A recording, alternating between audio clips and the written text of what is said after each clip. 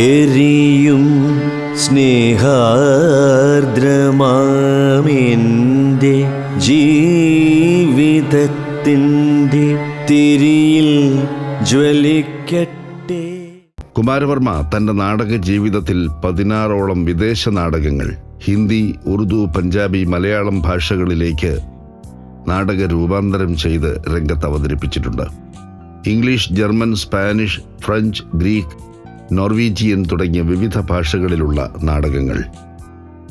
ഇബ്സന്റെ വിഖ്യാത നാടകങ്ങളായ Doll's House, An Enemy of the People, Swiss നാടക രചയിതാവായ മാക്സ് ഫ്രിഷിന്റെ ജർമ്മൻ നാടകമായ അൻഡോറ, സ്പാനിഷ് നാടകമായ ലോർക്കയുടെ Blood Wedding, The House of Bernarda Alba, Friedrich ഡൊറൻമാറ്റിന്റെ The Physicist, The Visit, American നാടക രചയിതാവായ തോണ്ടൻ വൈൽഡറിന്റെ The Matchmaker, Our town,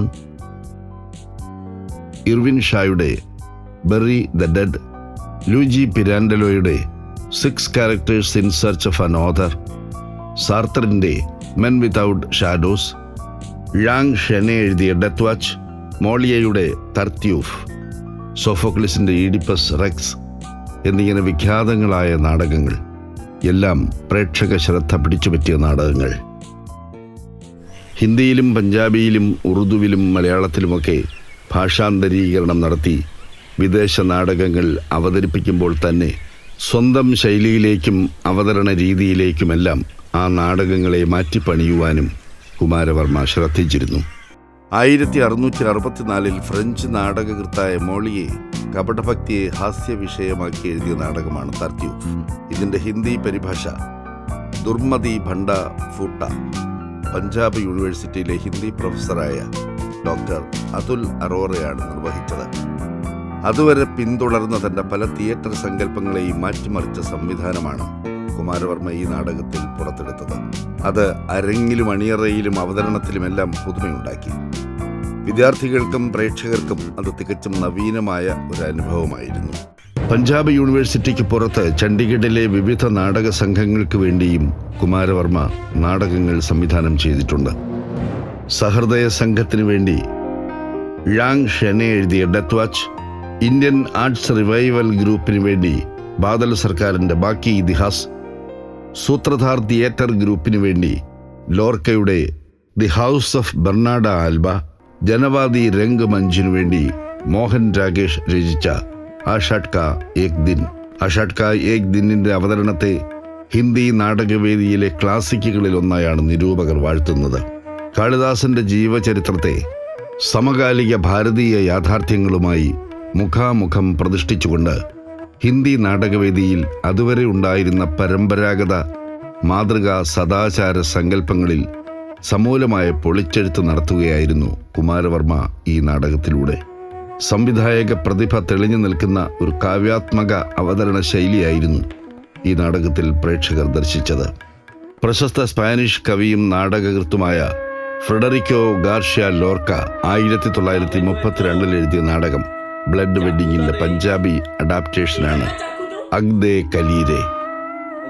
ലോർക്കയുടെ നാടകത്രയത്തിലെ ആദ്യ നാടകമാണിത്. യർമയും ദ ഹൗസ് ഓഫ് ബെർണാഡ ആൽബയുമാണ് മറ്റ് നാടകങ്ങൾ. പഞ്ചാബ് യൂണിവേഴ്സിറ്റിയിലെ ഇന്ത്യൻ തിയേറ്റർ ഡിപ്പാർട്ട്മെന്റിനായി പഞ്ചാബി കവിയും സാഹിത്യകാരനുമായ ഡോക്ടർ സുർജീത് പാത്തറാണ് ഈ നാടകം വിവർത്തനം ചെയ്തത്.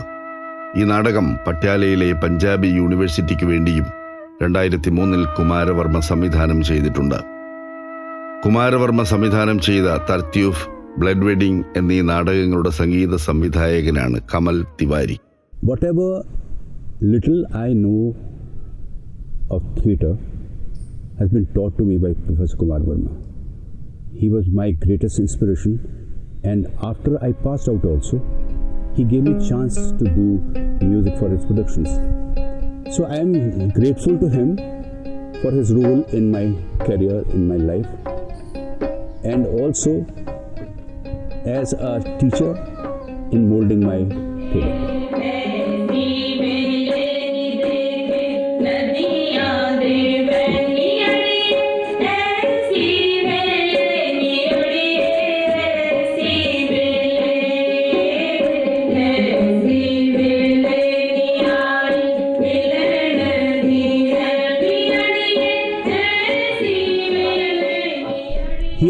free hand to do the music. A sense of Punjab's folk music, living legends which are sung in different forms of music.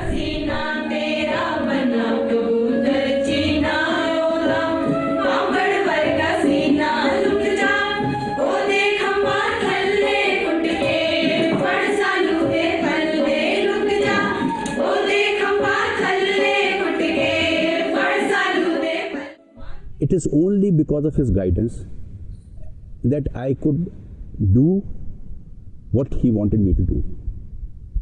So this is the most beautiful thing to happen to any student.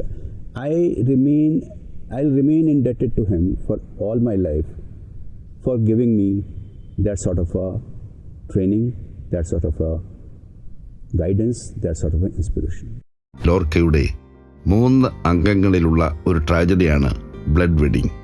ഒരു ആധുനിക classic എന്ന് വിശ്വമെമ്പാടുമുള്ള നിരൂപകരുടെ പ്രശംസ ഏറ്റുവാങ്ങിയ നാടകമാണത്.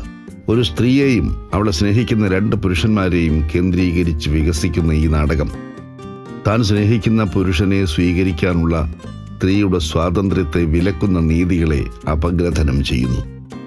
കൂടാതെ ഉത്കടമായ അഭിവാഞ്ചയും ലിംഗപരമായ വിവേചനവും ഏകാന്തതയും അവയുടെ പരിണത ഫലങ്ങളുമെല്ലാം ഇവിടെ അന്വേഷണ വിധേയമാകുന്നു.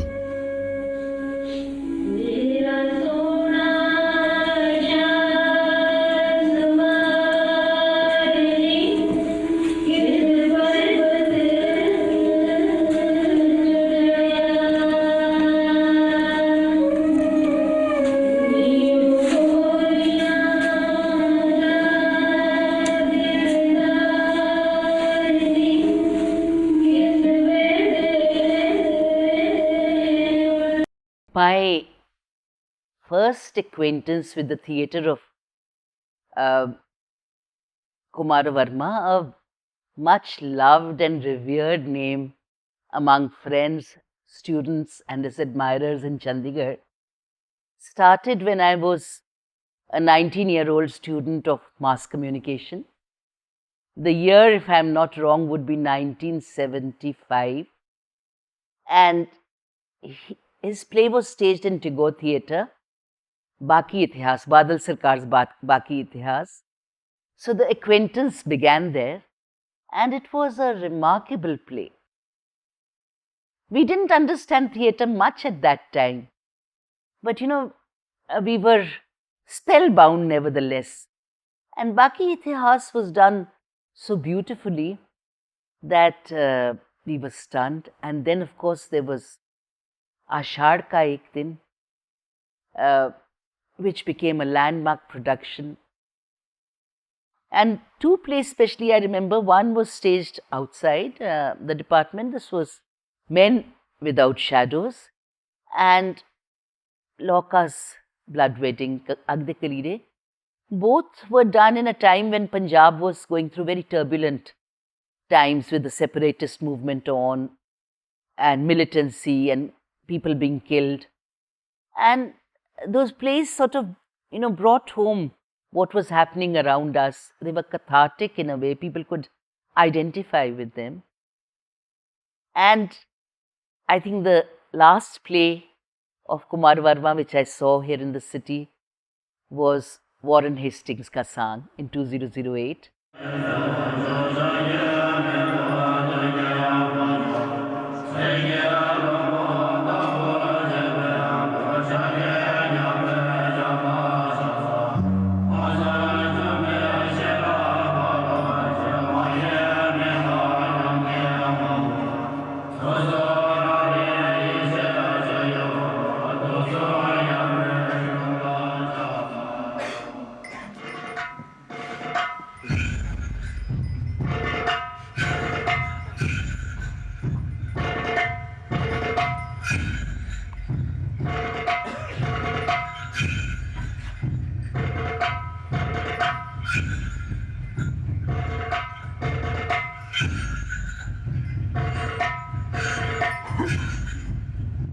And I still recall it with, it was such a visual and a musical and a rhythmic experience, and I can still see the sun going up and down. Warren Hastings കാ San അല്ലെങ്കിൽ Warren ഹേസ്റ്റിങ്സിന്റെ കാള എന്ന നാടകം Indian theatre ഡിപ്പാർട്ട്മെന്റിന് വേണ്ടി കുമാരവർമ്മ സംവിധാനം ചെയ്ത് അവതരിപ്പിക്കുകയുണ്ടായി.